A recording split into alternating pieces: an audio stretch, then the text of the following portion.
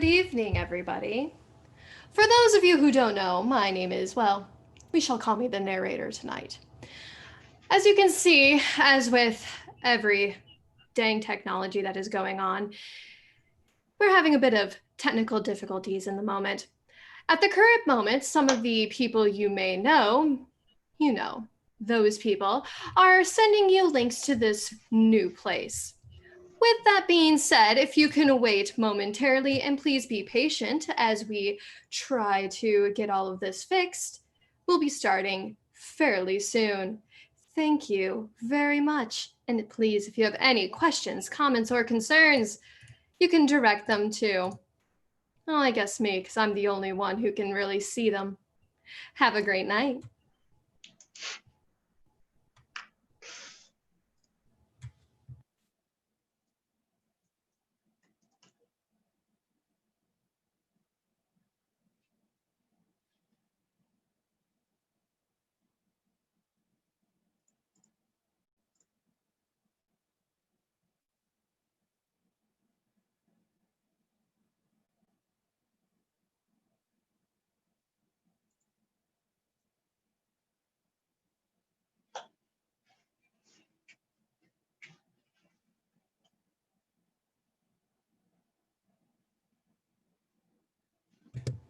Oh, look at that. There's new links in the emails. So please check any emails or, tell anybody that you know to check their emails for a new link. And you'll be with us very shortly.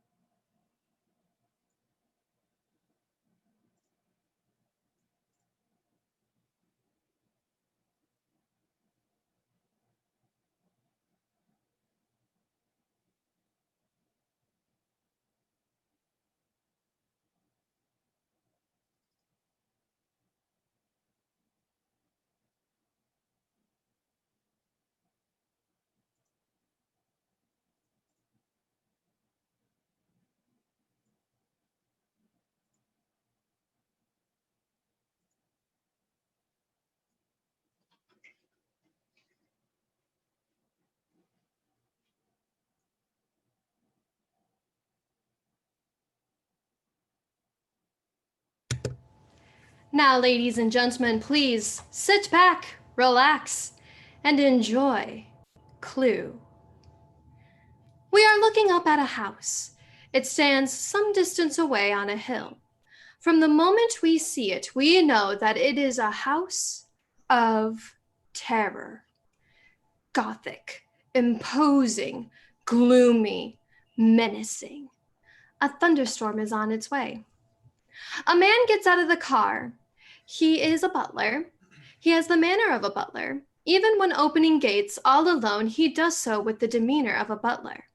His name is Wadsworth.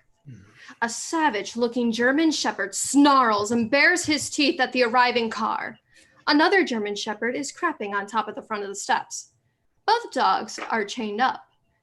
Wadsworth gets out of his car and mounts the steps to the front door. One of the dogs leaps at him, trying to attack him. He throws a chunk of raw meat at the dogs. They fall upon it hungrily and retreat to the side of the steps. He steps back, eyes them, satisfied, produces a key from his overcoat pocket, turns, and steps in dog shit. Wadsworth opens the front door. He comes in, sniffs, scrapes his shoe, shuts the door, hangs up his coat on the coat stand, and he walks across the marble floor, his footsteps echoing on the cold, gray stone. Yvette is the French maid. She is a young, beautiful woman with a great figure, which is tightly encased in a maid's uniform. She has been polishing a glass and dancing to the latest pop music on the radio. Is everything ready? Oui, monsieur. You have your instructions? Wadsworth leaves the library. Yvette sniffs, and she makes a face. Wadsworth crosses the hall to the kitchen. Wadsworth comes in. The cook, an uptight but inscrutable lady, is methodically sharpening a large, shiny carving knife. Everything all right, Mrs. Ho? Dinner will be ready at 7. Right. She settles down as Wadsworth leaves. Oh, good evening. Good evening. I don't know if... Oh, yes, indeed, sir. You are expected, Colonel. May I take your coat? It is Colonel Mustard, isn't it? No, that's not my name. It's Colonel... Forgive me, but tonight you may well feel obliged by my employer to use the pseudonym. Wadsworth turns and hangs up Colonel Mustard's coat on hook. The colonel eyes him suspiciously and sniffs the air and then looks at his own feet. Who are you? Well, I am Wadsworth, sir, the butler. Colonel Mustard enters with reluctance and suspicion, looking up and around the high, cold, Gothic hall. Yvette is pouring champagne at the drinks table. As Wadsworth and Colonel Mustard enter, Yvette and the colonel look at each other with particular interest. Wadsworth notices. Yvette, would you attend to the colonel and give him anything he requires? Within reason, that is. Wadsworth leaves, shutting the door behind him softly. Wadsworth. Where'd he go? Mrs. White is standing there. She is a pale, tragic, but beautiful-looking woman in her 30s. Do come in, madam. You are expected. Do you know who I am? No, only that you were to be known as Mrs. White. It said so in the letter, but why? She steps inside. He helps her off with her coat. She sniffs, wrinkling her nose in distaste, then checks her feet. Colonel Mustard is still looking for the door handle. Suddenly, the door opens and flattens him against a wall. May I introduce you? Mrs. White, this is Yvette, the maid. Oh, I see you know each other. A stunningly attractive woman, Mrs. Scarlet, is bending over the open hood of her automobile. She is staring at the engine in despair. In the distance, she sees headlights coming towards her. She tries to attract the attention of the car. Professor Plum is driving along. He is listening to Senator Joseph McCartney coming live from the hearing of the House Committee of Un-American Activities. He sees Miss Scarlet and eyes her carefully as he drives past. Deciding that she's rather a dish, he slows down, stops, and reverses back to her. Oh, what's the trouble? My car. Want a lift? It's perfectly safe. Yes, please. I'm late for a dinner date. Me too. Where are you going? I'm going to Hill House up off Route 41. Wait a minute. Let me look at that. That's where I'm going. I got a letter like this. Back in the study, Wadsworth is introducing Mrs. Peacock, a wealthy woman with jewels and a fur stole with foxtails and claws dangling from it. And this is Mrs. Peacock. How do you do? Hello. Yvette, would you please go and check that dinner will be ready just as soon as all the guests have arrived? Yvette does. Wadsworth goes too. Mrs. Peacock sniffs and surreptitiously checks her feet, then looks at the others' feet. A dapper young man, tall, slim, and exquisitely turned out, waits by the front door. Is this the right address to meet a Mr. Body? You must be Mr. Green. One of the two dogs is straining at the leash. Sit! Oh, no. Not you, sir. Professor Plum is driving. Miss Scarlet is map reading. It should be just along here. The car stops. The Gothic mansion, magnificent, imposing, and scary. There is a tremendous flash and a forked lightning, then a crack of thunder. Why has the car stopped? It's frightened. Professor Plum restarts the engine, and the car moves forward. Yvette offers a drink to the Mr. Green, who takes it. His eyes turn apprehensively towards the mighty leaded windows, which rattle as the rain drums against them. Professor Plum and Miss Scarlet are hurrying out of their car and up to the front door amid the torrential downpour. They ring the doorbell and look about. He is protecting her from the rain, with his hand around her waist. What a godforsaken place. Professor Plum grazes Miss Scarlet's own godforsaken place, and she looks disgusted. Professor Plum and Miss Scarlet. I didn't realize you were acquainted. We weren't. The guests are standing around nervously, not talking to each other. Wadsworth Now, enters. may I present Professor Plum and Miss Scarlet? He offers the 2 glasses to Miss Scarlet and Professor Plum. They all sip their champagne. Of course, since you have each been addressed by a pseudonym, you will have realized that nobody here is being addressed by their real name. There is a gong. It is being forcibly struck by the cook. Dinner. Mr. Green is mopping up Miss Peacock. I'm sorry, I'm a little accident prone. As they come into the hall, the cook vanishes into the kitchen. They all crowd in through the door and hesitate as they see a beautiful, long mahogany table set as if it's for a college feast. Silver cutlery, Wedgwood china, candles and crystal decanters, and goblets of varying sizes for various wines. You will find your names beside your places. Please, be seated. They all sit at the table, 3 on each side. There is one empty place at the head of the table. Is this place for you? Indeed no, sir. I am merely a humble butler. So what exactly do you do? I bustle, sir. Which means what? The butler is the head of the kitchen and dining room. I keep everything tidy. That's all. I see.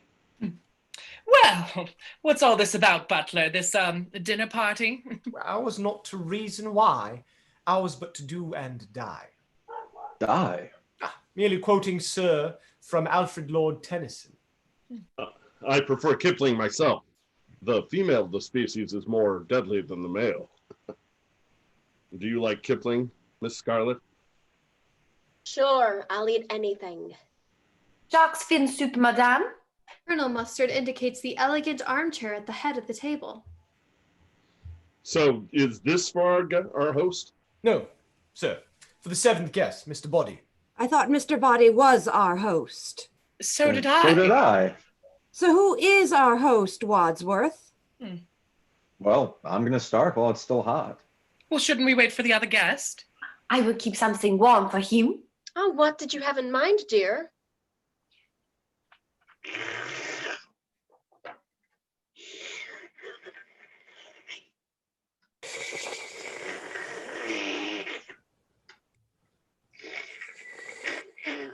Well, somebody's got to break the ice, and it might as well be me.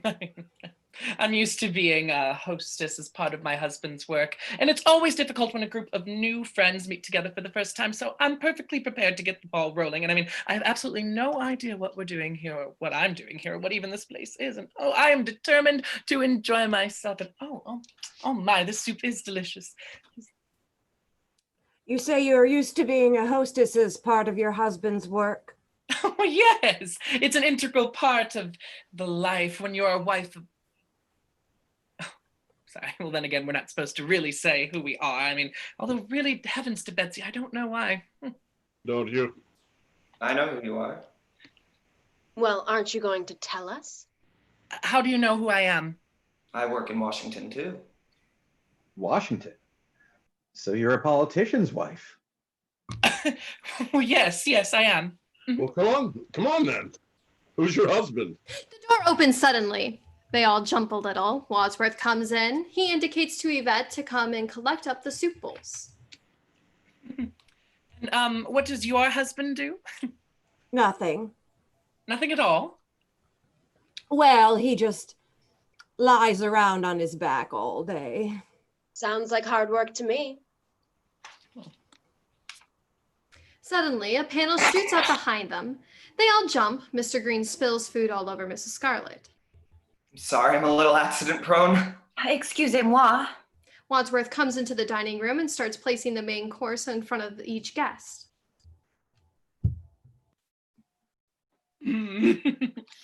Delicious! This is one of my favorite recipes. I know, madam. So, what do you do in Washington, D.C., Mr. Green? Come on, how are we supposed to know each other if we don't get acquainted? We don't say anything about ourselves. Perhaps he doesn't want to get acquainted with you. Well, I don't know, I'm sure. I mean, if I wasn't trying to keep the conversation going, we'd all be sitting here in embarrassed silence. Are you afraid of silence, Mrs. Peacock? No. Sorry, no. Why? It just seems to me that you are. I mean, you suffer from what we seem to call pressure of speech. We? Who's we? Are you a shrink? I do know a little bit about psychological medicine, yes. You're a doctor? I am, but I don't practice. But practice makes perfect. I think most men need a little practice. Don't you, Mrs. Peacock? So what do you do, Professor? I work for UNO, the United Nations organization. Another politician. Jesus. No, I work for a branch of UNO, WHO, the World Health Organization. What's your area of special concern? Family planning. So if we ever want to find out about you know what, we go to Uno who? So what about you, Colonel Mustard? Are you a real colonel? I am, sir. You're not going to mention the coincidence that you also live in Washington, D.C.? How did you know that? Have we met before, ma'am? I've certainly seen you before, though you may not have noticed me, I dare say. Miss Scarlet, does that mean you live there too? Sure do. Does anyone not live in Washington, D.C.? I don't. Yes, but you work for UNO, a government job, and the rest of us all live in a government town. Does anyone here not make their living from the government one way or another? They all look at each other. Colonel Mustard stands up. Wadsworth, where is our host? And why have we been brought here? Wadsworth walks down the hall to the front door and is standing there, an unprepossessing man. An air of malevolence, bitterness, perhaps even evil. He carries a small locked suitcase. As the door, there is a tremendous flash of lightning and a crash of thunder. Ah, Mr. Body, you are eagerly awaited. Find that hard to believe. This is not your place, I take it? No, sir, it is on loan.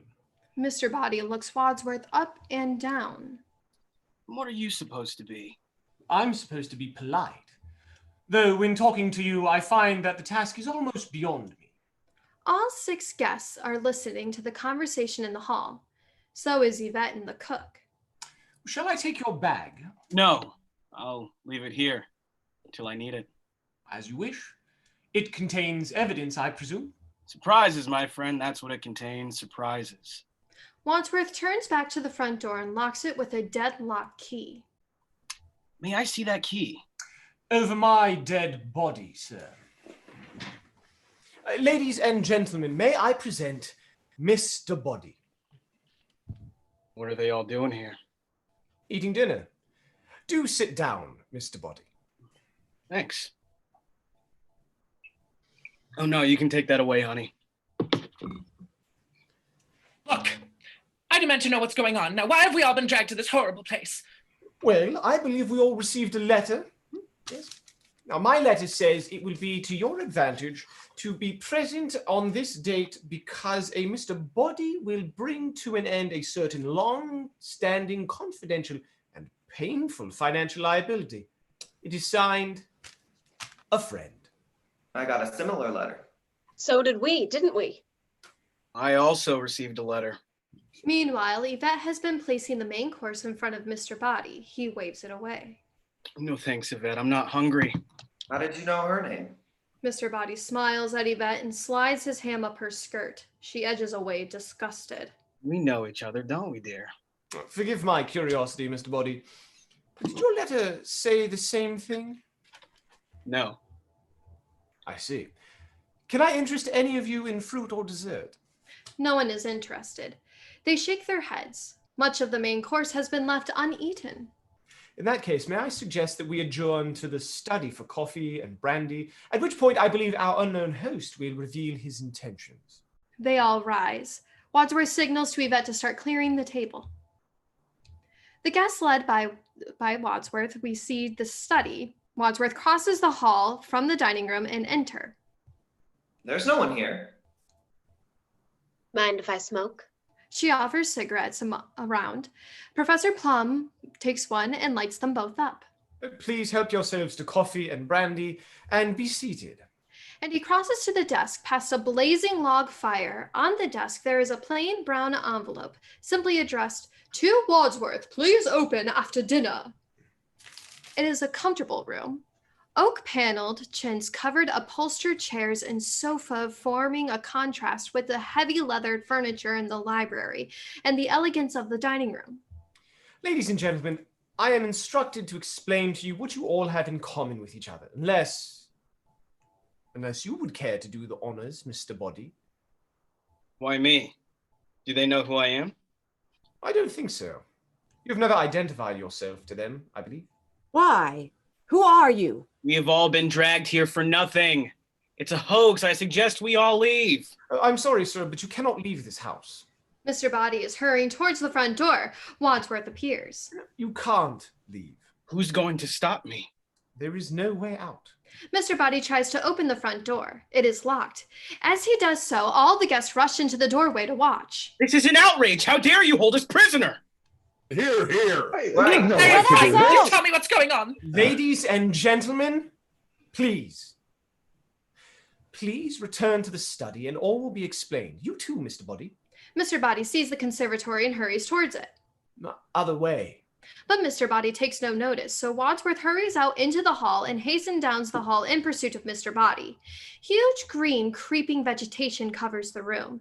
There are many potential lurking places in here. The rain is beating down loudly on the glass roof. He jumps onto a ledge, and at the far end, he picks up a flower pot, preparatory to breaking the glass. Wadsworth almost runs into the conservatory. You can't get out that way. Why not? It's just glass. A vicious, snarling Doberman pincer leaps up at the side of the conservatory. In the study, everyone is sitting. Yvette starts to hand brandies around. Ladies and gentlemen, you all have one thing in common. You are all being blackmailed. For some considerable time, all of you have been paying what you can afford, and in some cases more than you can afford, to someone who threatens to expose you. And none of you know who's blackmailing you, do you? I've never heard anything so ridiculous. I mean, nobody could blackmail me. My life's an open book. I've never done anything wrong. Anybody else wish to deny it?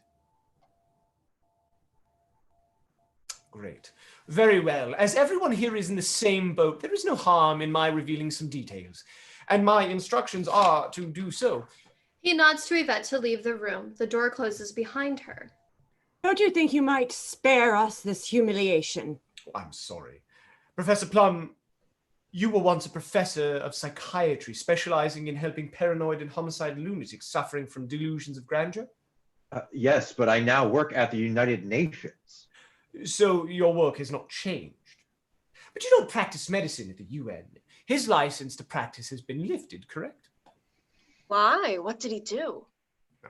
You know what doctors aren't allowed to do with their lady patients? Yes. Well, he did.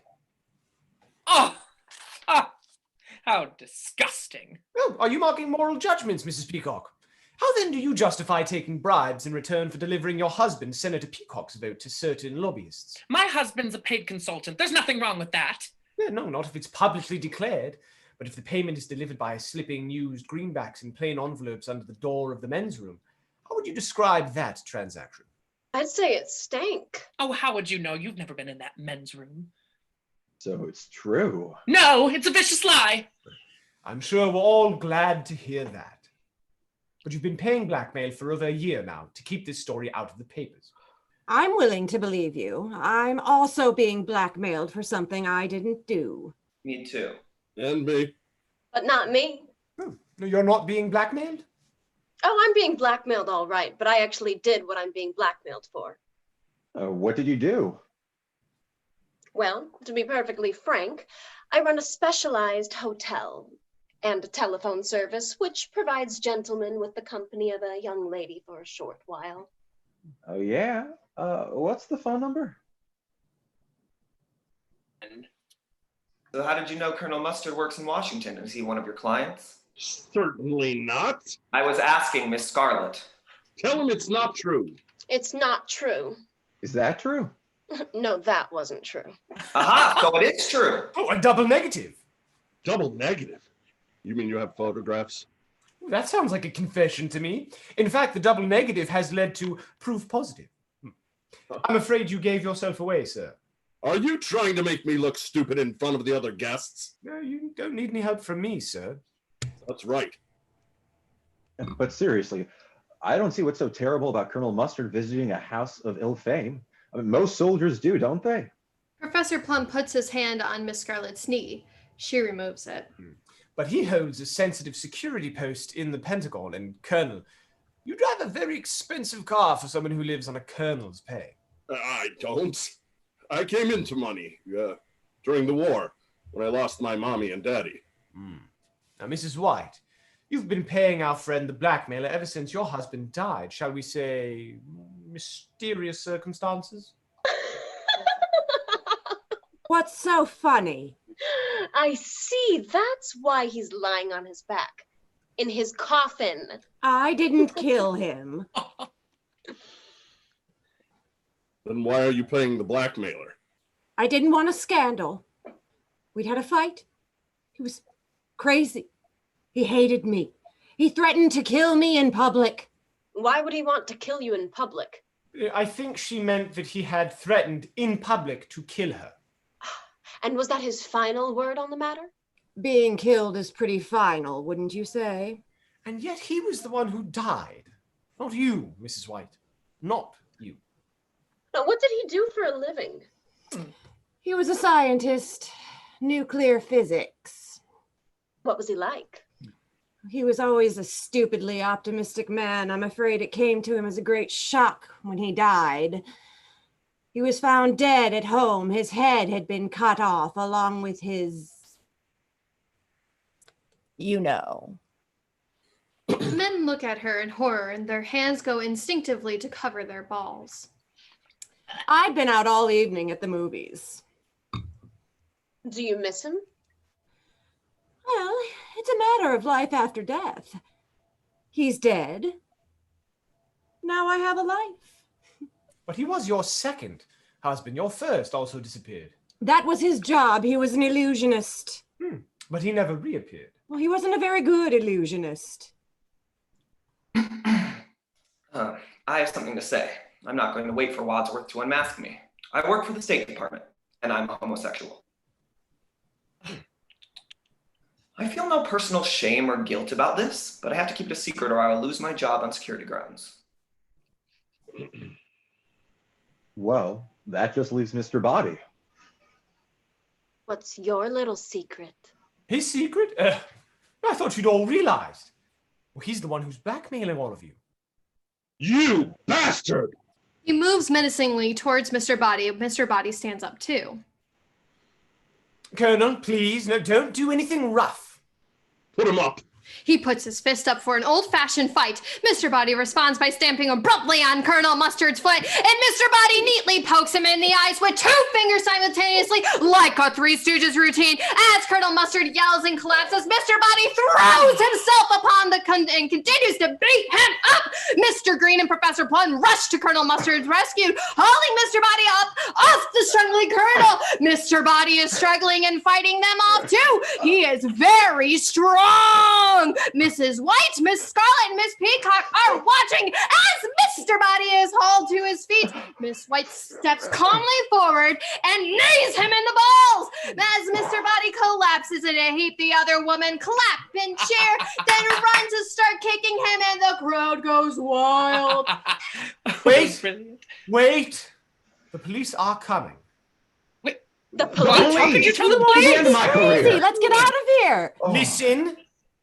Blackmail depends on secrecy. You have all admitted how he's been able to blackmail you. All you have to do is tell the police, then he will be convicted, and your trouble will be over. Oh, you see, Wadsworth? It's not so easy. They'll never tell the police. In the billiard room next door, Yvette is standing beside an old-fashioned reel-to-reel tape recorder, monitoring the recording of the conversation taking place in the study. With an Point eye. of order, tape recordings are not admissible evidence. I'll deny everything. I've admitted nothing. Nor have I. Ladies and gentlemen, the police have already been invited. They will be here in 45 minutes. Tell them the truth, and Mr. Body will be behind bars. Mr. Body walks to the door. Where are you going this time? I think I can help them make up their minds. May I just get my little bag from the hall? Mr. Body re-enters, leaving the door open. He places his attaché case on the desk, turning to face his victims. Can anybody guess what's in here? The evidence against us, no doubt. Mr. Body smiles, shakes his head, and opens the case. In the case, there are 6 gift-wrapped parcels. He hands one to each of his 6 guests. We didn't know we were meeting you tonight, but did you know you were meeting us? Oh, yeah. What were you told precisely? Merely that you were all meeting to discuss our little financial arrangements, and that if I did not appear, Wadsworth would be informing the police about it all. Naturally, I could hardly resist putting in an appearance. Open them. They look at the presents in their hands. Mr. Body pours himself a brandy from the decanter, sniffs the bouquet, and sips it. Why not? I enjoy getting presents from strange men. She carefully removes the ribbon, the wrapping paper, and comes to a cardboard box. Slowly, she lifts the lid. A candlestick? What is this for? Mrs. White opens her present. Then Colonel Mustard. Mr. Green.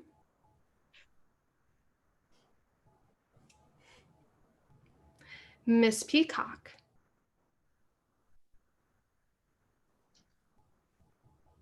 And finally, Professor Plum opens his present. In your hands, you each have a lethal weapon. If you denounce me to the police, you will also be exposed and humiliated. I'll see to that in court. But if one of you kills Wadsworth now, no one but the 7 of us will ever know.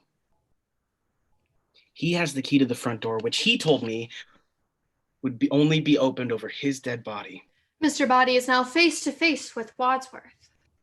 I suggest we take him up on that offer. He crosses to the door of the study and turns to face them all.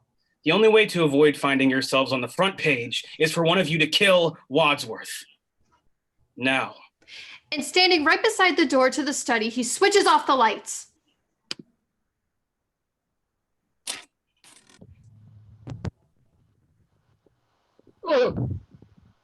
Ah!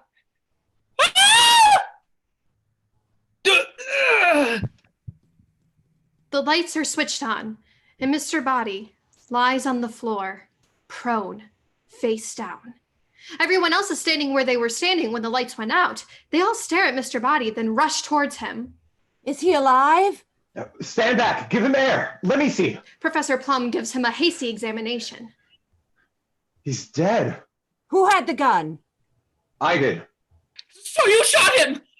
I didn't. Who had the gun? I mean, if you didn't, who did? Nobody. Look, there's no gunshot wound. Professor Plum turns Mr. Body over. They all look at his front. He's right, there is no bullet wound. Somebody tried to grab the gun in the dark, and the gun went off. Look, The bullet broke that vase on the mantel. He's right. There's a bullet lodged in the paneling here. See? So how did he die? I don't know. I'm not a forensic expert. But one of us must have killed him. I didn't do it. I need a drink. She puts down the dagger and picks up the brandy goblet that Mr. Body placed on the table near the door just before the lights went out. Oh, maybe he was poisoned.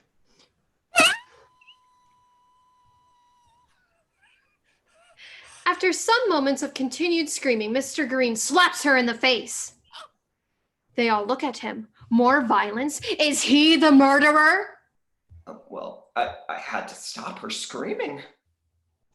Was the brandy poisoned? They all, except for Mrs. Peacock, who is half sitting, half laying on the sofa, hurry over to look at the brandy goblet, but it lies broken on the floor. Looks like we'll never know. Unless she dies too. They all hurry over to the sofa and stare at Mrs. Peacock. She seems all right.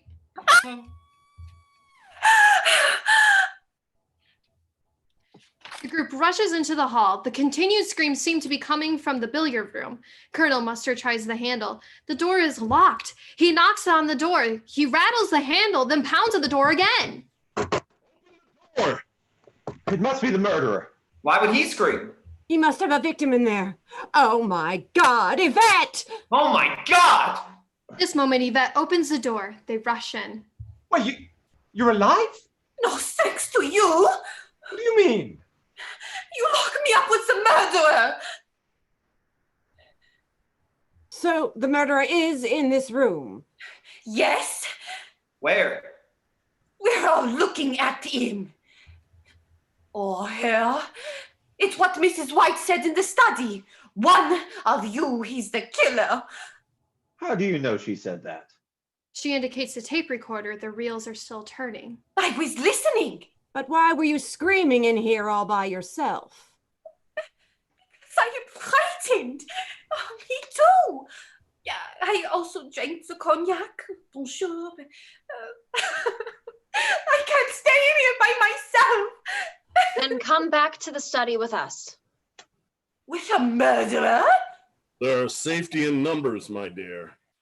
Wadsworth switches off the tape recorder and they return to the study. Mr. Body is still lying on the floor. There's no indication of how he died. No. No, this is terrible. This is absolutely terrible. This is not what I'd intended. Oh my God! Not what you intended.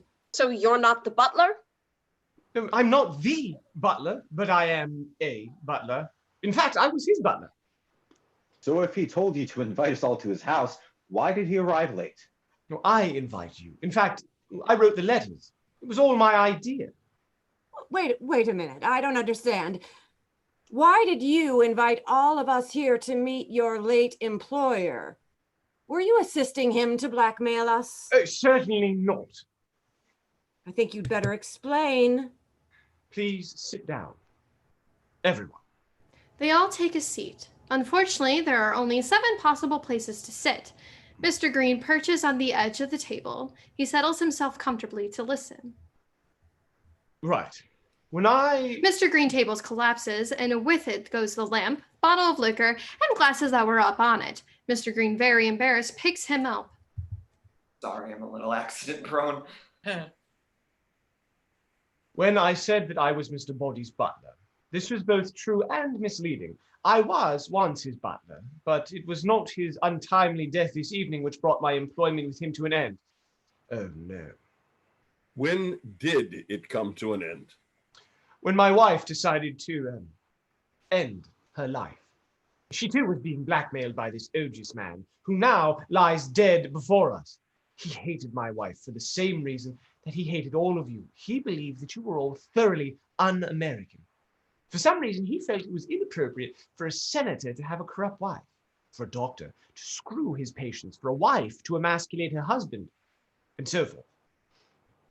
But this is ridiculous. If he was such a patriotic American, why didn't he just report us to the relevant authorities? Oh, he decided to turn his information to good use and make a little money out of it. I mean, what could be more American than that?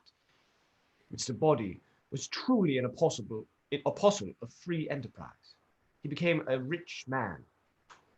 But money is the fruit of all evil. And what was your role in all this? Well, I was a victim too, or at least my wife was. She had friends who were socialists. Wadsworth, now tearful, wipes his eyes with the back of his hand. Mrs. White offers him her handkerchief. Well, we all make mistakes. But Mr. Body threatened to give my wife's name to the House Un-American Activities Committee unless she named them, but she refused. And so he blackmailed her. We had no money, and the price of his silence was that we worked for him for nothing. We were slaves. Well, to make a long story short, Too late. the suicide of my wife preyed on my mind and created a sense of injustice in me, and I resolved to put Mr. Body behind bars. It seemed to me that the best way to do it, and to be free of blackmail, was to get us all face to face, confront Mr. Body with his crimes, extract a confession, then turn him over to the police. So, everything is explained. Nothing is explained. We don't know who did it. No, the point is we must find out within the next 45 minutes before the police arrive. But how can we find out which one of you did it? What do you mean, which one of you did it? Well, I didn't do it. One of us did. We all had the opportunity. We all had a motive. We'll all go to the chair. Maybe it wasn't one of us. Who else could it have been? Who else is in this house? Only the cook. The cook! The cook! And as a group en masse, they rush out of the study. Everybody rushes across the hall to the kitchen. No cook. The room is empty. She's not here.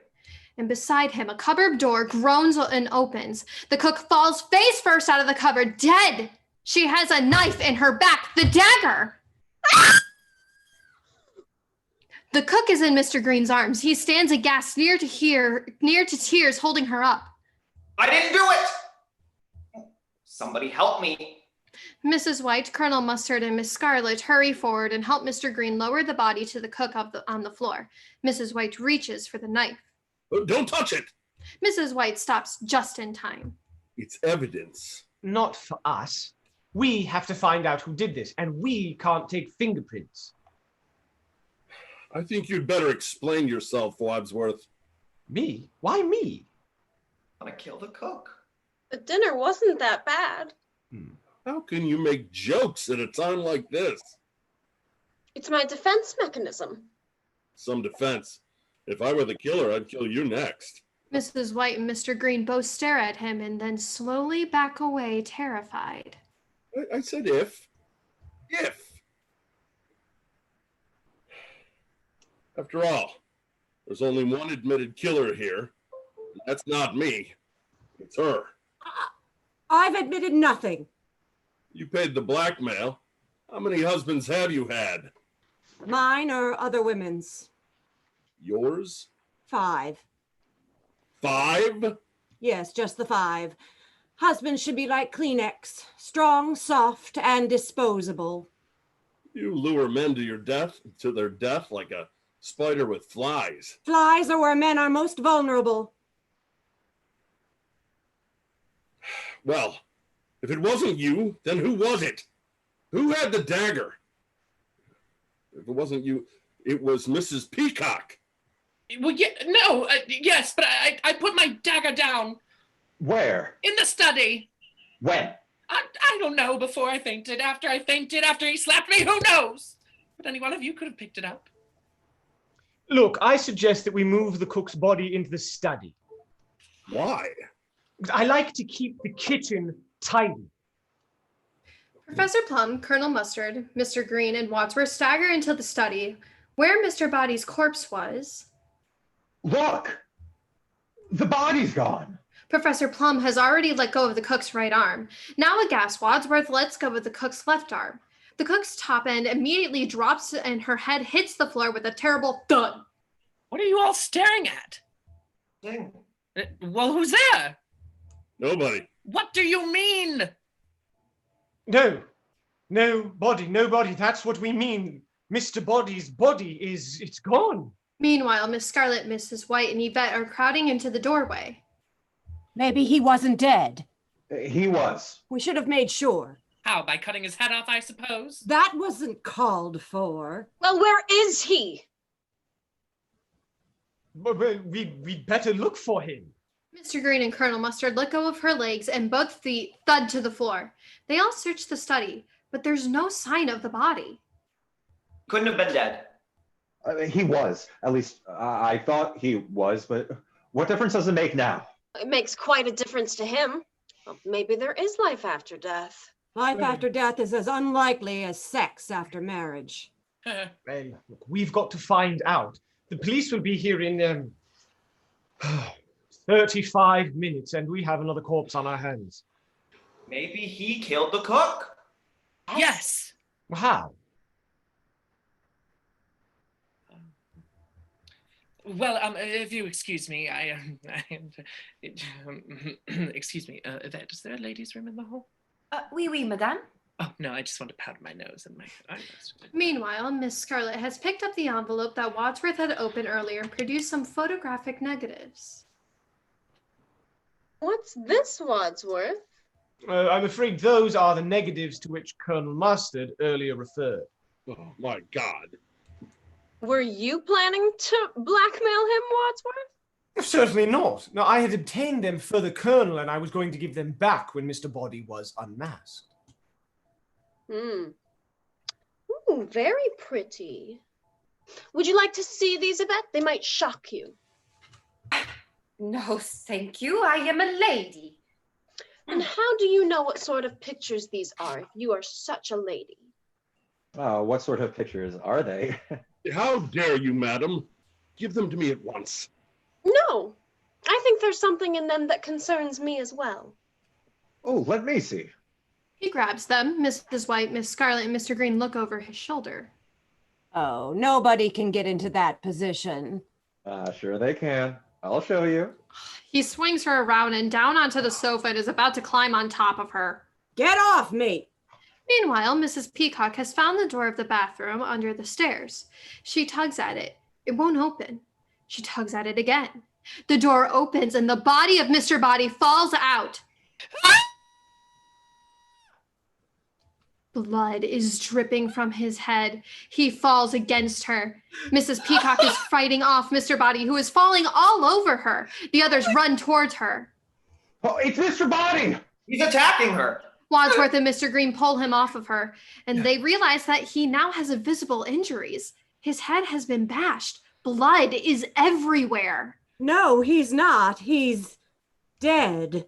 Mr. Body, dead? Again? Oh, my God. She's going to faint. Catch her. No, I'll catch you. Fall into my arms. Standing behind her, Wadsworth holds out his arms to catch her. She fades straight through them and ends up on the floor in a heap. Sorry. Mr. Green looks at his bloodied hands. You've got blood on your hands. I didn't do it. No, he's got real injuries. He's certainly dead now. Why would anyone want to kill him twice? It seems so unnecessary. It's what we like to call overkill. It's what we call psychotic. Unless he wasn't dead before. What's the difference? That's what we're trying to find out. We are trying to find out who killed him and where and with what. There is no need to shout.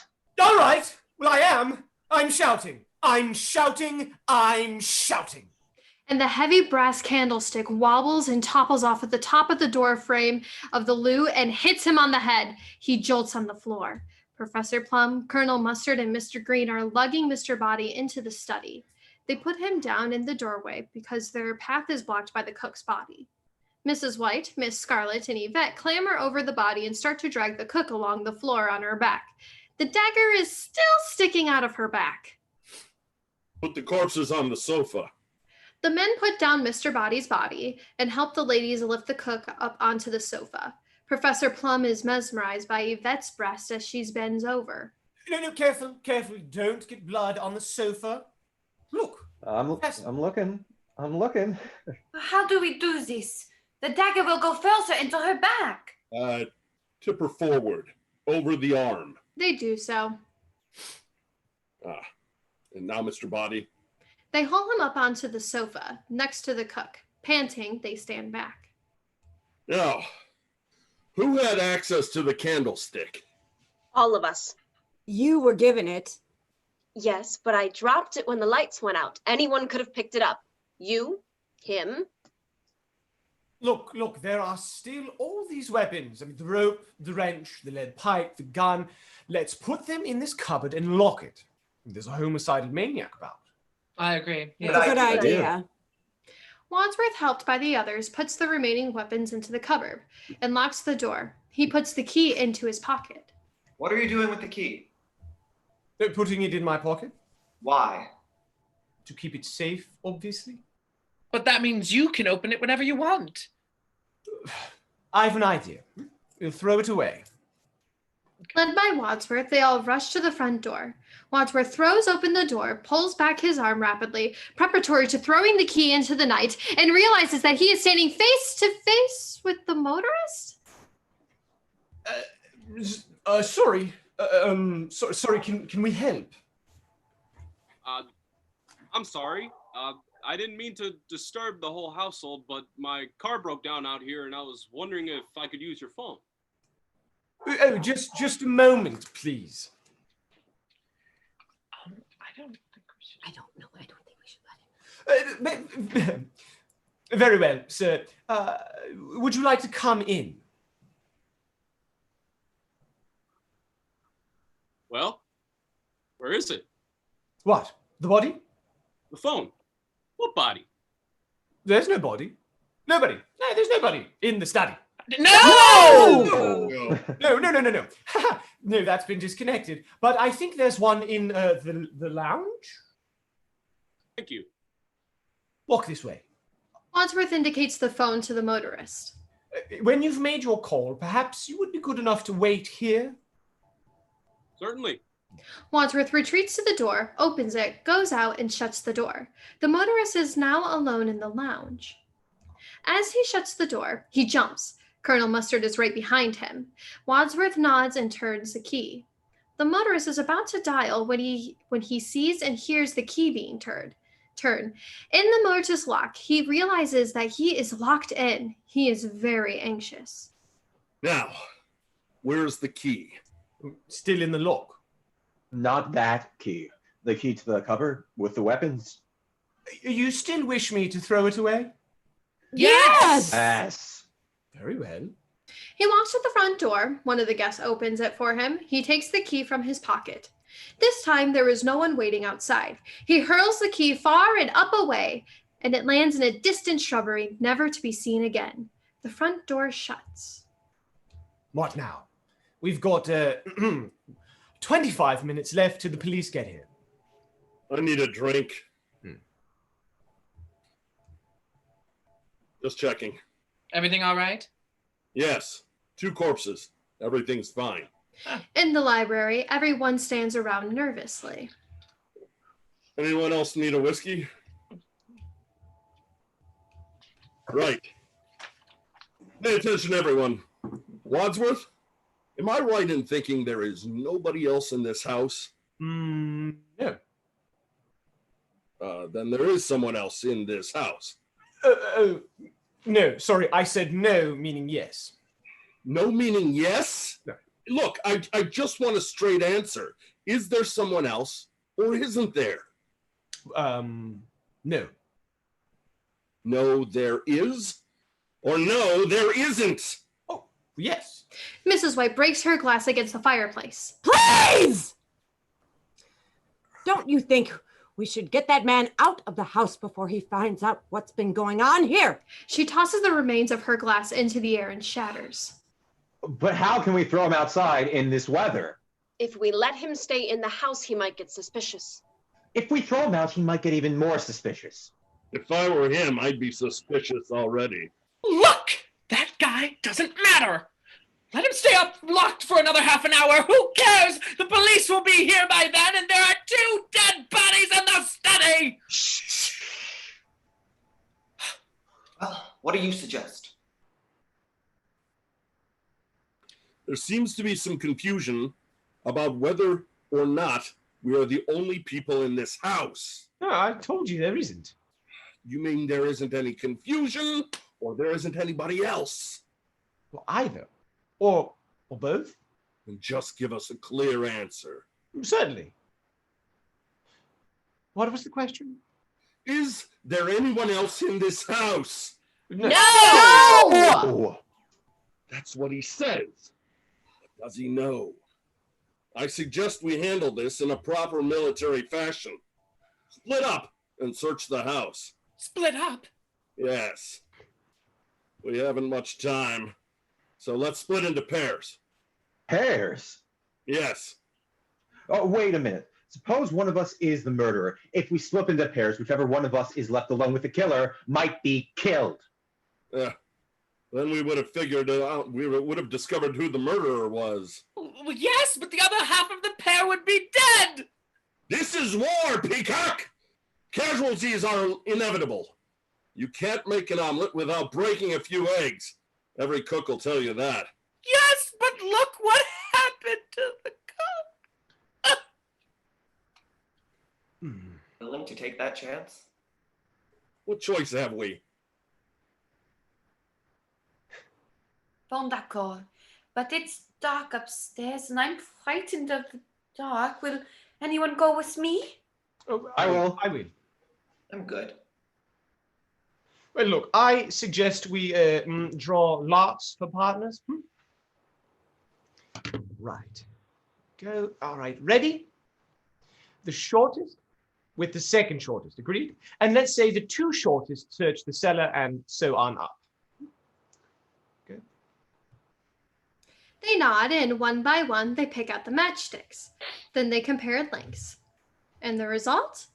Wadsworth is paired up with Mrs. White, Yvette is with Mr. Green, Colonel Mustard is with Miss Scarlet, and Professor Plum is with Mrs. Peacock. It's you and me, honey. Look. Why don't we just all search the house together? Wadsworth glances at his watch. No, we haven't the time. Let's go. We see them divide up into their pairs. Professor Plum and Mrs. Peacock separate from the other six and head towards a doorway that opens up the cellar stairs.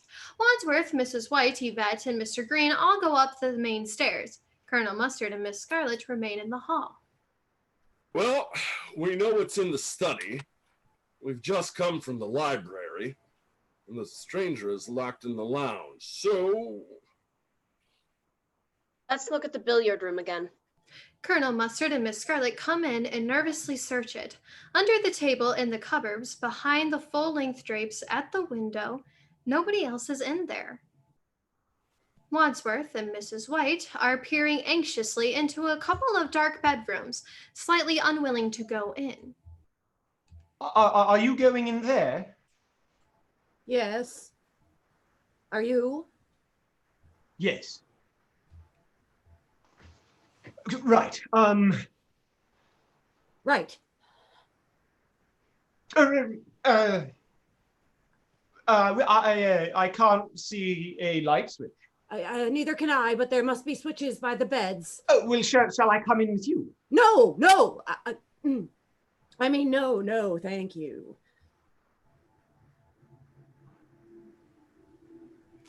The rain is still pouring. The wind is howling. Mr. Green and Yvette pause at the foot of the staircase. Want to go in front of me? No. I'm sure there's no one up there. Then you go in front.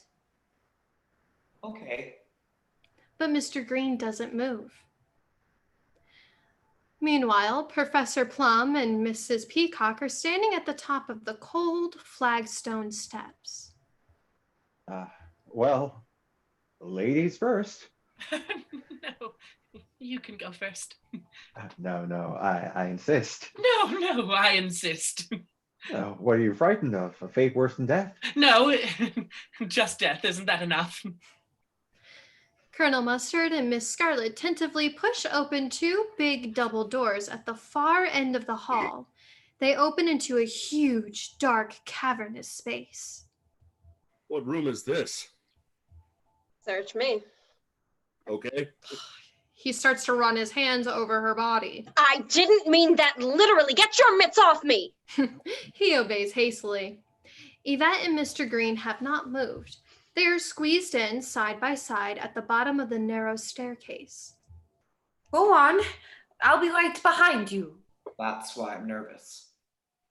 Then let's go together. Mr. Green nods. Side by side, they walk up the narrow staircase. There isn't enough room for them both. They look ridiculous squeezed together. Wadsworth is groping around in the first bedroom, trying to find a lamp. If there's anyone in here, just look out. Are you hiding?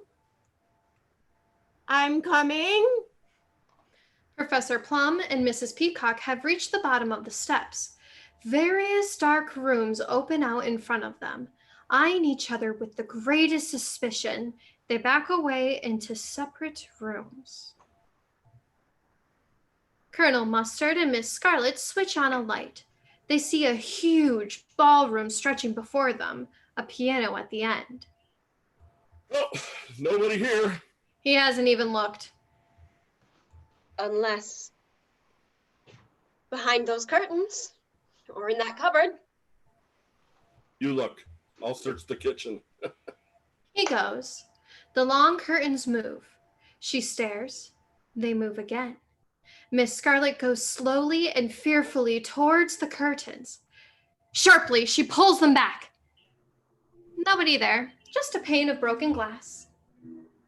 Gloved hand, we can't tell male or female, removes the key from the lock. We see the desk in the study, and on it lies the envelope from which Wadsworth has earlier withdrawn. The gloved hand pulls the envelope from the desk. Negatives, photographs, one of the cook, Mr. Body and Mr. Green, and the motorist. As the photographs are thrown into the fire, it burns up. The key is inserted into the lock and the weapons revealed. Ahem.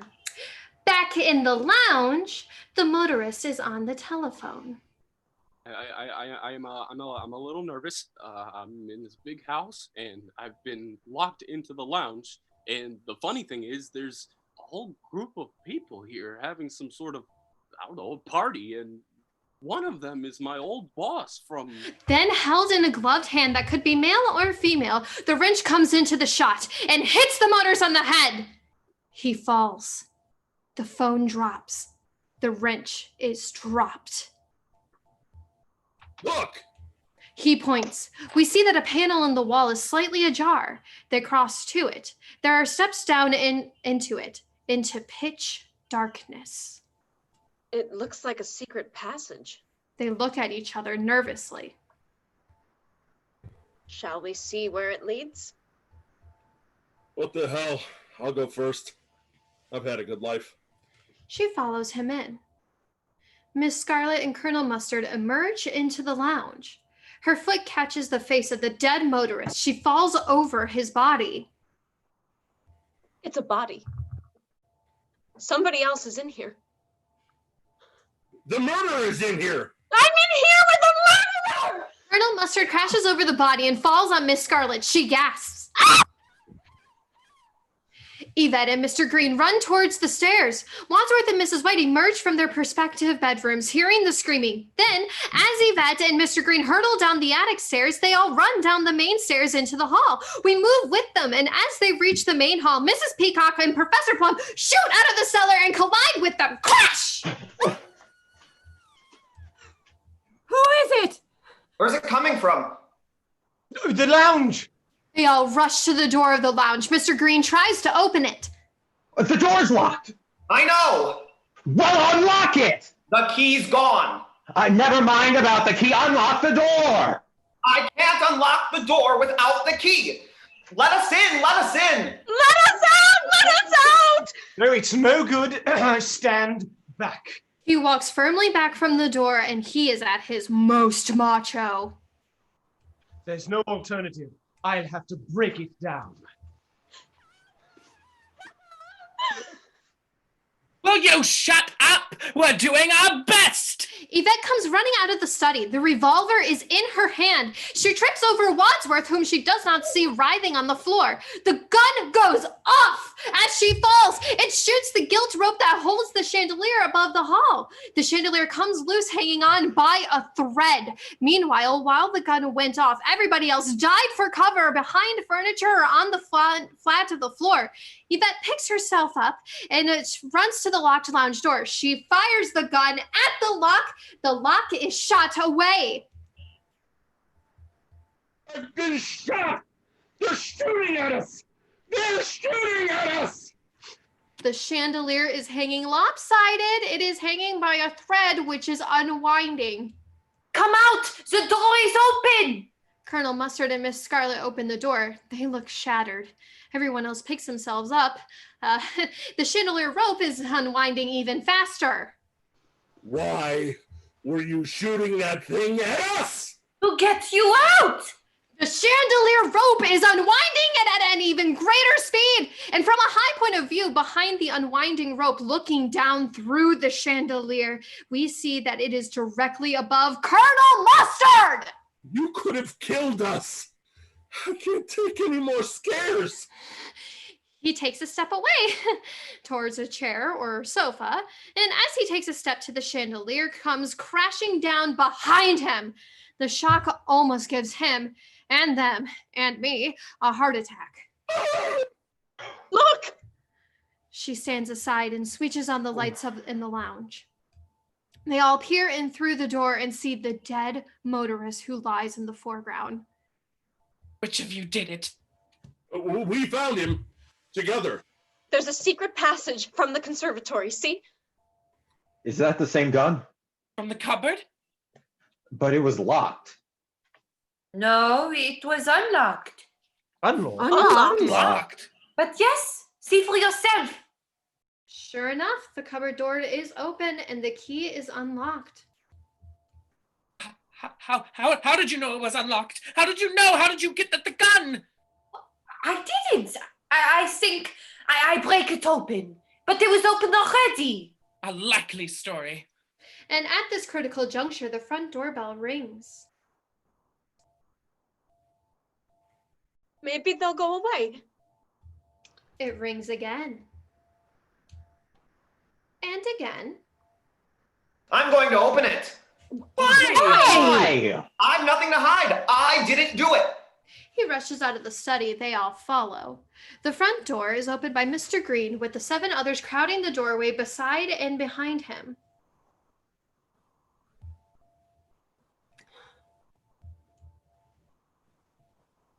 Good evening, sir. Mr. Green slams the front door in his face. A momentarily pause. Then Mr. Green flings the door open again. Yes. A cop appears slightly puzzled by this behavior, but after a moment, he continues where he left off. I found an abandoned car near the gates of this house. Driver come here for help by chance? No. No. No. No. Well, actually, yes. No. There seems to be some disagreement. No.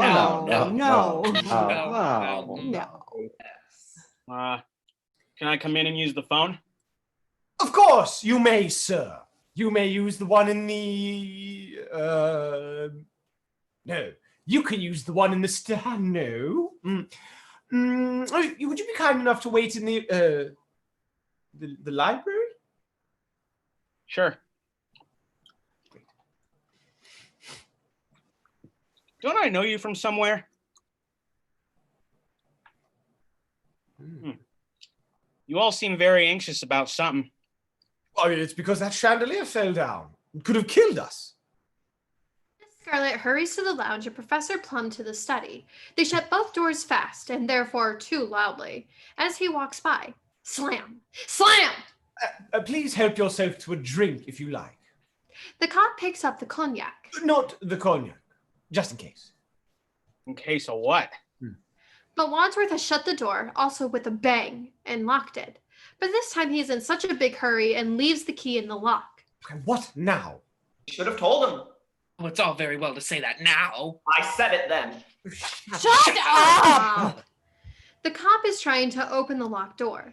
Puzzled, he leaves it and crosses to the telephone. He is about to lift the receiver when it rings. Very loud. He jumps. Then he answers it. Hello? Yeah. Okay. Okay. Was that the phone? Maybe the cop answered it. And who shall I say is calling? Oh, yeah, and I'm Harry Truman. Okay. All right, sir. I'll try, sir. I apologize, but I'm locked in a room here. He goes to the door and jiggles the handle. Let me out of here. You've no right to shut me in. I'll book you for false arrest, wrongful imprisonment, obstructing an officer in the course of his duty, and murder. Wadsworth opens the door with a broom in hand and the guests crowd around him. Where? What do you mean, murder? Oh, just said that to make you open the door. But what's going on here? Why'd you lock me in? And why are you receiving phone calls from J. Edgar Hoover? J. Edgar Hoover? Right, the head of the Federal Bureau of Investigation. Why is J. Edgar Hoover on your phone? Well, I don't know. But he's on everybody else's, so why shouldn't he be on mine? He goes into the library. He is about to shut the door when he hesitates and prudently removes the key from the lock. He shuts the door. What's going on here? We're having a party. Mind if I look around? Sure. You show him around, Mr. Green. Me? Yes. Why don't you show him the dining room, or the kitchen, or the ballroom? Fine. Fine. Come with me, officer. I'll show you the dining room, or the kitchen, or the ballroom. And he leads him away. As the cop and Mr. Green disappear into the dining room, Miss Scarlet turns to the others. Okay, listen. This is the dining room. No kidding. What's going on in those two rooms? What two rooms? Miss Scarlet is talking to Mrs. White and Colonel Mustard in front of the bodies, and the cook and Mr. Body on the sofa. Make it look convincing. And she grabs a bottle of brandy from the sideboard. Miss Scarlet and Professor Plum whiz across the hall and into the lounge just as Mr. Green and the cop emerge from the dining room. Those two rooms. Oh, those two rooms. Yeah. He walks purposely towards the study. Officer, I don't think you should go in there. Why not? Well, because it's all too shocking. The cop brushes Mr. Green aside, goes into the study and opens the door. The lights are off. The phonograph is playing softly. As the cop switches the light, on the sofa, Mrs. White is sitting on the knee of the dead Mr. Body, kissing him. He appears from the cop's POV to be embracing her, but we can see that's not the case. The cop sees this and turns to see Colonel Mustard with the cook. Although in the corner, you can see the cook's hands are behind her back and Mrs. Peacock is concealed behind the cook. And the cop turns to Mr. Green, open-mouthed. It's not all that shocking. Folks are just having a good time. He leaves the room, followed by Mr. Green. Mrs. Peacock comes out from behind the dead cook. Oh my God! How could you kiss that thing? Just like kissing my late husband. Oh, before or after you cut his head off? Miss Scarlet is pouring brandy into the mouth of the dead motorist. Miss Scarlet and Professor Plum are in an embrace. The motorist is now lying back in a chair, his head injury not visible from the front. Excuse me. He sees the motorist and crosses over to him. He sees the bottle. He bends down and sniffs his breath. He's drunk. Dead drunk. Dead right. The cop bends down towards his ear. I hope you're not going to drive home. He won't be driving home, officer. I can promise you that. Someone will give him a lift. Yes, we'll get a car for him. A long black car. A limousine. Wadsworth sees the cop and Mr. Green coming out of the lounge. Officer? You're too late. I've seen everything. You have. I can explain everything. You don't need to. I don't? Don't worry. There's nothing illegal about any of this. Are you sure? No. This is America. Oh, I see. It's a free country, didn't you know? Well, I didn't know it was that free. May I use the phone now? Well, certainly. Delighted, he shows the cop into the library. The cop goes in, and Wadsworth locks the door. Again, he leaves the key in the lock. Why did you lock him in there again? We didn't finish searching the house. But we're running out of time. Only 15 minutes until the police come. The police came already. Shut up! Ah! Yvette takes Mr. Green by the hand. Come on. Peacock and Professor Plum return to the cellar stairs. On the second floor landing, Wadsworth goes back into the first bedroom, Mrs. White into the second bedroom. We move with Yvette and Mr. Green up to the stairs into the attic where they separate, Mr. Green peering nervously. In the kitchen, Colonel Mustard and Miss Scarlet eye a different cupboard door. He moves steadily towards it, opens it, and a fold-up ironing board drops and hits him on his head. He reels, then he looks around. His eyes are caught up by the cupboard out of which the cook fell. He opens the door. It looks like a big broom cupboard. Then, with an eerie creak, the back of the wall of the cupboard moves and opens. Another secret passage. Look! I don't believe it. Where does this one go? Let's find out. Colonel Mustard and Miss Scarlet move along the tunnel. They have arrived in the study. Let's try the ballroom again. They hear a noise, an unfamiliar noise, perhaps just a creaking sound. What was that? I don't know. Suddenly, a gloved hand turns the lights off.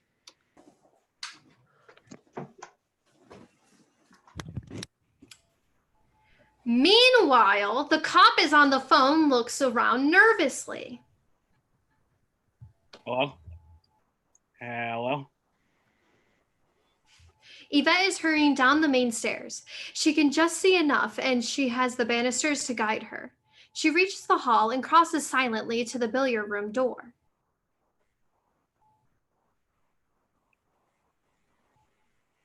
Hello?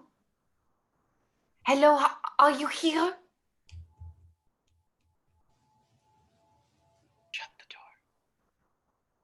Come in. Shut the door. She comes in and shuts the door. Did the cop recognize your face? He must have, and not just my face. He knows every inch of my body, like you, and like... The rope is thrown around her neck. It's you.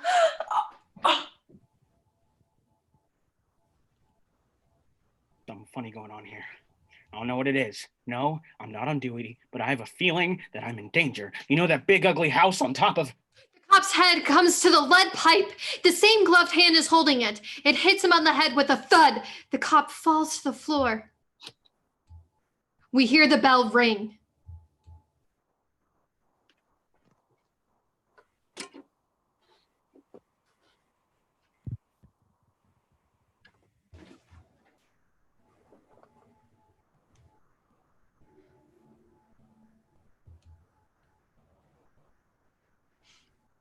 Yeah? The doorbell rings again. I am your singing telegram. And a gunshot goes off. The front door slams shut. Coming. No, coming. I'm just trying to find the door. I found it. His hands turn a handle. He moves quickly forward. He bumps into another obstruction. His hand finds another handle. Another door. He turns it. Water cascades all over him. Wadsworth hurries, dripping down the stairs and into the kitchen.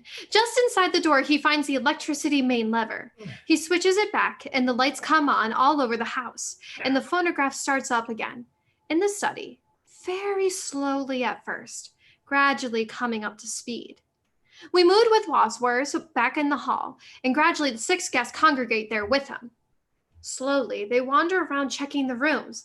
We see Yvette lying strangled, the noose around her neck, across the billiard table. Dazed, they turn. and they see the corpse of the cop. 2 murders. Neither of them shot. I thought I heard a gun. So did I. Front door slammed. Oh, God. The murderer must have run out. 3 murders! 6 altogether. This is getting serious. They gape. He turns and slams the front door. Wait, no gun. Yvette dropped it here. Remember? Now it's gone. Very well. I know who did it. You do? You do? You do. And furthermore, I'm going to tell you all how it was all done. Follow me. He leads them to the library. In order to help you understand what happened, well, I shall need to take you through the events of the evening, step by step. With the start of the evening, Yvette was here by herself. Now, waiting to offer you all a glass of champagne, and I was in the hall. Look, I know this because I was there. Now, then I hurried across to the kitchen, and the cook was in here alive, sharpening the knives and preparing dinner. Then, the doorbell rang, and it was you. Now, I asked you for your coat, and I recognized you as Colonel Mustard and prevented you from telling me your real name, as I didn't want any of you to be addressed by any name other than your pseudonym, and I introduced myself to you as the butler. I led you across the hall to the library, and Yvette met you and smiled and poured you a drink. And then the doorbell rang again, and it was Mrs. White, looking pale and tragic, and I told her she was expected and took her coat and hung it up. Now, right? He's on his way to the library. The others can hardly keep up with him. Now, I introduced Mrs. White to Colonel Mustard, yes, great, wonderful, and I noticed that Mrs. White and Yvette flinched. Then what? Then we heard a rumble of thunder and a crash of lightning. Bah! And, well, to cut a long story short, one by one you all arrived. Mrs. Peacock shook hands with Yvette, and Colonel Mustard and Mr. Green was offered champagne by Yvette, and Professor Plum and Miss Scarlet arrived together and were all introduced, and then... And then Mrs. Peacock sat here, and then Colonel Mustard was here, and Mr. Green, and Professor Plum, and Miss Scarlet, and Mrs. White. And this chair was vacant. And, look, we all revealed that we'd received letters, and you'd had a letter, and you'd had a letter, and you'd had a letter, and you'd had a letter. Get on with it! Right. The point is blackmail. But this all came out in the study after dinner. You're right. Lightning speed, they cross the hall. So Mr. Body came to get his surprise packages from the hall. Now, Miss Scarlet got a candlestick, and Mrs. White got a rope, and Colonel Mustard got a wrench, and Mr. Green got a lead pipe, and Mrs. Peacock got a dagger, and Professor Plum got a gun. Then Mr. Body switched out the lights. Oh, good God. Good God! That's right. Mr. Body lay here, apparently dead. He was dead. I examined him. Then why was Mr. Body bashed on the head with a candlestick a few minutes later if he was dead already? How should I know? So you made a mistake. Okay, I made a mistake. Right. But if so, why was Mr. Body pretending to be dead? It could only be because he realized that his scheme had misfired and that the gunshot was intended to kill him, not me. Look, see, the bullet grazed his ear. Clearly, his best hope of escaping death was to pretend to be dead already. So whoever grabbed the gun from me in the dark was trying to kill him. But remember what happened next? Mrs. Peacock took a drink, and then you said, maybe it's poison. She screamed, "Wow!" and drops the glass. Now, right, and then we took her to the sofa, right, and then she's still screaming. Mr. Green slaps her face, right, and then we heard more screaming from the library. Yvette, and we rushed out. Wandsworth arrives at the billiard room doorway by the others. Now, Yvette opened the door, and we rushed in, but one of us wasn't here. No! No! Maybe one of us was murdering the cook, who wasn't here with us. Do you know? I do. And while we stood here, trying to stop Yvette from panicking, one of us could have stayed in the study, picked up the knife, ran down the hall, and stabbed the cook. He enters the kitchen. They follow. But how could he risk it? We might have seen him coming back. Not if they used this secret passage. Now, and the murderer ran back to the secret passage to the study. Is that where it comes out? Yes. Look. Wandsworth enters, followed by the others. He shows them the study entrance to the secret passage. How did you know? This house belongs to a friend of mine. I've known all along. So you could be the murderer. No, don't be ridiculous. If I was the murderer, why would I reveal to you how I did it? Well, who else knew about the secret passage? We found it, Miss Scarlet and me. You found it. You could have known about it all along. But I didn't. Oh, why should we believe you? Because he was definitely with us all in the billiard room doorway while Yvette was screaming, don't you remember? Well, but what I understand, what I don't understand, is why was the cook murdered? I mean, she had nothing to do with Mr. Body. Of course she did. I gathered you all here today because you were all implicated in Mr. Body's dastardly blackmail. Did none of you deduce that? The other was involved too. No. Well, that's how he got all his information. Before he could blackmail anyone, Mr. Body had to find out their guilty secret. The cook and Yvette were his accomplices. I see. So, whoever knew that the cook was involved killed her. Yes. Oh, I know, because I was Mr. Body's butler. That the cook had worked for you, one of you. Who? Oh. You recognized Yvette, didn't you? Don't deny it. What do you mean, don't deny it? I'm not denying anything. That's another denial. All right. It's true, I knew Yvette.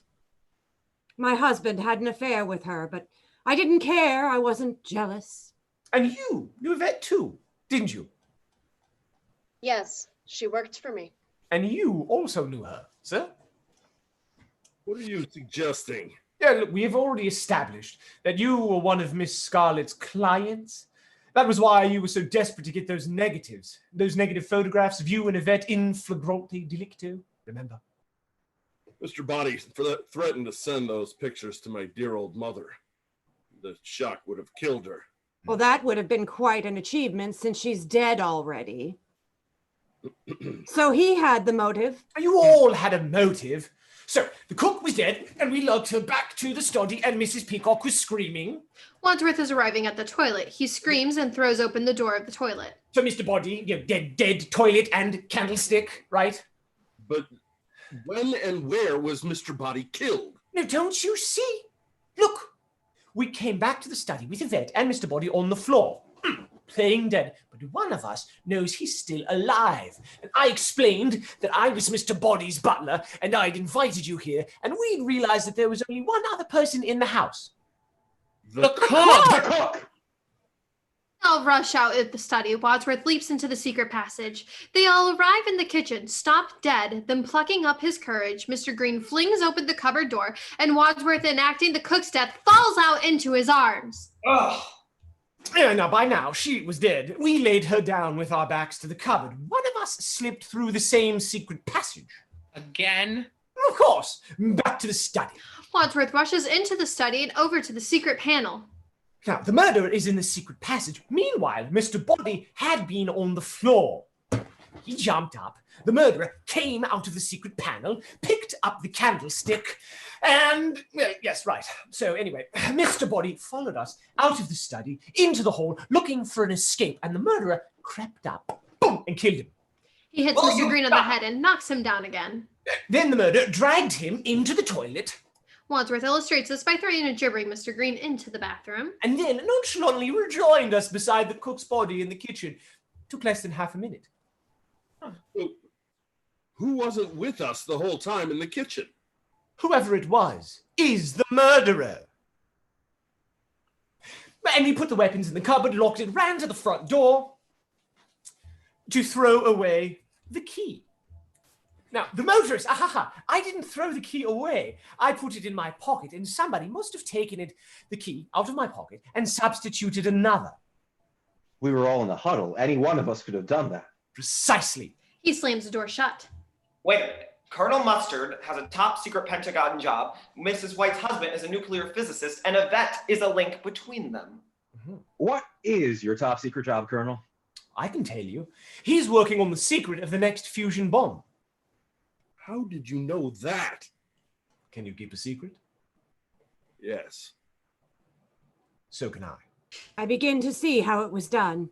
Was it a plot between them, Wadsworth, or was Colonel Mustard doing it alone? We shall see. Let's look at the other murders.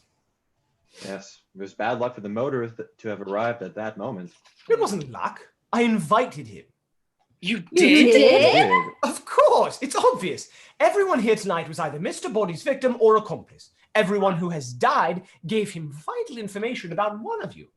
I've got them here so that they'd give evidence against him and force him to confess. So who knew the guy who came to make a phone call? He was my driver during the war. He knew I was a war profiteer. I stole his essential Air Force radio parts and sold them on the black market. That's where I made all my money. But that doesn't make me a murderer. Well, a lot of our airmen died because of their radios not working. Was the policeman working for Mr. Body too? Cop was from Washington. He was in my pay. I bribed him once a week so that I could carry on with business. Mr. Body found out somehow. My God. Singing telegram girl. Professor Plum opens the door and looks down sadly at the dead singing telegram girl. She was my patient once. I had an affair with her. That's why I lost my license. Mr. Body found out about that too. Let's put her in the study with the others. The men carry her in. Mrs. Peacock shuts the front door again. They run with her body to the study and hurl her through the doorway.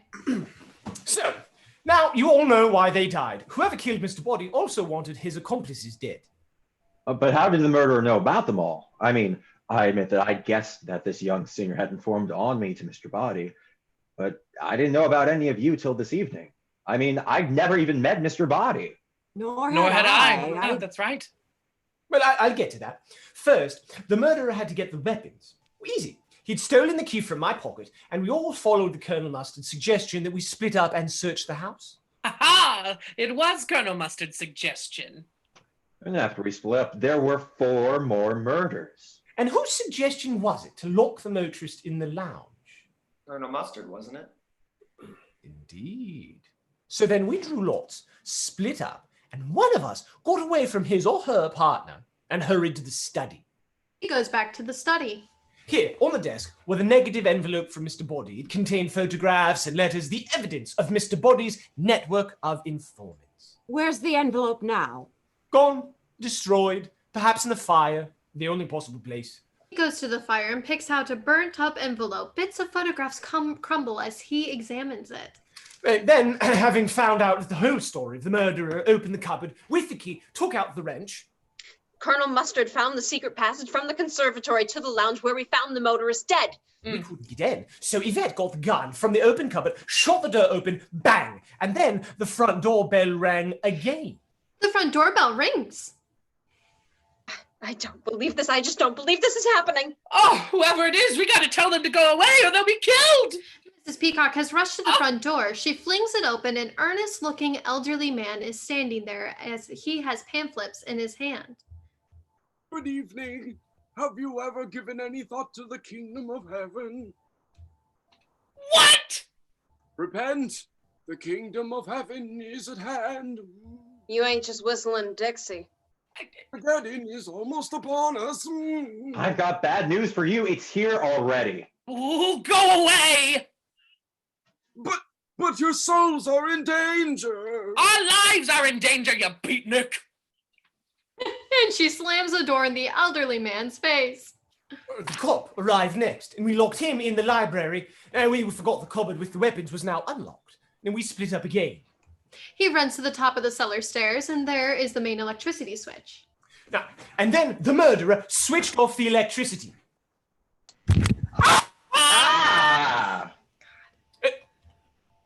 Wadsworth demonstrates and mimes his whole next speech as he describes what happened.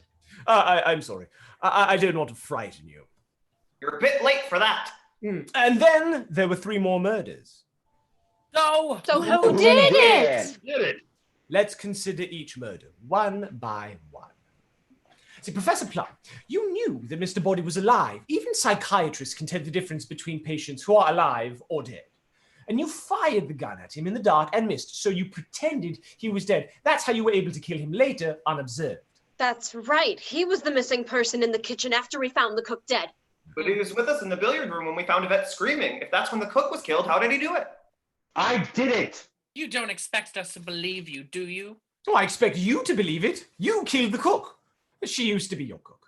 And she informed on you to Mr. Body. She made a fatal error. Don't you remember?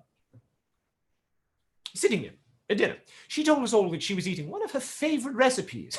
And monkey's brains, though popular in Cantonese cuisine, are not often to be found in Washington, D.C. Is that what we ate? Are there any brains to be found in Washington, D.C.? When you found the motorist at the front door, you took the key to the weapons cupboard out of my pocket. Then you suggested that we all split up. You separated from Miss Scarlet, crossed the hall, opened the cupboard, took the wrench out, ran to the conservatory, entered the lounge, through the secret passage, killed the motorist with one blow on the head. This is incredible. Not so incredible as what happened next. When we all split up again, I went upstairs with you. Yes, you, Mrs. White. And while I was in the master bedroom, you hurried downstairs and turned off the electricity. Got the rope from the open cupboard and throttled Yvette. You were jealous that your husband was stopping Yvette. That's why you killed him too. Yes. Yes, I did it. I killed Yvette. I hated her so much that flames on the sides of my face, heaving, burning, heavy breaths, heaving breaths. And you, while you were in the billiard room, Miss Scarlet seized the opportunity and, under cover of darkness, crossed over to the library and hit the cop whom she'd been bribing on the head with a lead pipe. True or false? True. Who are you, Perry Mason? So it must have been Mr. Green who shot the singing telegram. I didn't do it. You're the only one left. But I didn't do it. The gun is missing. Whoever has the gun shot the girl. I shot her. You? So it was you. I was going to expose you. Oh, no, I know. So I chose to expose myself. Please, there are ladies present. You thought Mr. Body was dead, but why? None of you even met him till tonight. You're Mr. Body. So who did I kill? My butler. Oh, shucks. He was expendable. Like all of you, I'm grateful to you all for disposing of my network of spies and informers. You all saved me the trouble. Now there is no evidence against me. And this was all nothing to do with my disappearing nuclear physicist husband and Colonel Mustard's work with the top secret nuclear fusion bomb. No, communism was just a red herring. The police will be here any minute, though. None of you will get away with this, any of you. Why? Why should the police come? I mean, nobody's called them. You mean... Oh my God, of course. So, why shouldn't we get away with it? We'll stack all the bodies in the cellar, lock it, leave quietly, one at a time, and forget that any of this ever happened. And you'll just carry on blackmailing all of us. Of course. Why not? I'll tell you why not. Are you a cop? Oh. No, I'm a plant. Plant? I thought men like you were usually called a fruit. Very funny. FBI. That phone call for J. Edgar Hoover was for me. I told you I didn't do it. There's a burst of gunfire at the front door. The elderly evangelist bursts in, plus many cops. The cops rush in and arrest everyone except Mr. Green. Who done it? She technically did it. She's murdered like 3 people. She did it. They all did it. But if you want to know who killed Mr. Body, I did. In the hall with the revolver. Okay, Chief, take him away. I'm gonna go home and sleep with my wife.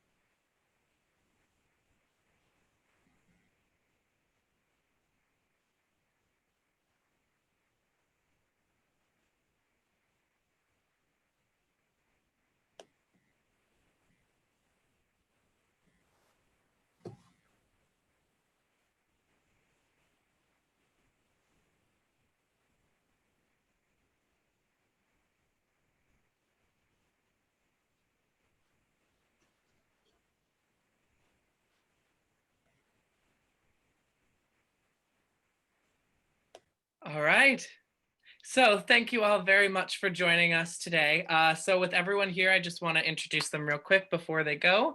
So we have Andrew Vidovich, who is playing Professor Plum. We have Perry Devin Corker Jr. with the motorist and the FBI agent evangelist.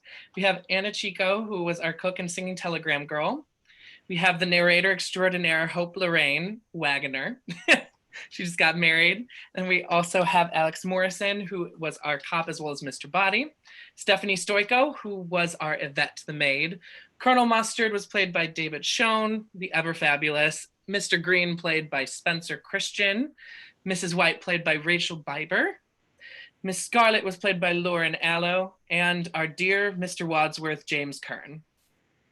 I want to thank all of you from the bottom of my heart for coming tonight. I know it did not start the way it was supposed to. However, just like technology, just like today's times, everything is a little bit more challenging, but we still thrive to get that art out to you. And I cannot say how much I appreciate everyone who came out tonight to watch this show, who donated, who will be watching this later.